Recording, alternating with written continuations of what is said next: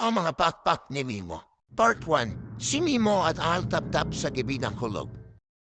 Sa gitna ng isang bayan na palaging umuulan tuwing gabi, nakadiba si Mimo. Isang batang may pakpak na gawa sa papel. Bakit kaya hindi ako makalipad? Tanong ni Mimo habang pinapanood ang mga alitap-tap na sumasayaw sa dilim. Isang gabi na malakas na kulog, may nahulog na litap-tap sa kanyang bintana. Tulungan mo po. Bulong nito. Hindi nagdaroon isip si Mimo. Pinulot niya ang alitap-tap at tinakpan ng dahon para hindi mabasa. Salamat. Sabi ng alitap-tap. Isa akong dalabantay na liwanag. Gabi-gabi may misyon kami sa langit. Gusto kong sumama. Ani Mimo. Pero papel lang ang pakpak ko. Ngumiti ang alitap-tap. Kung totoo ang puso mo sa paglipad, kahit papel ay gayang sumayaw sa hangin.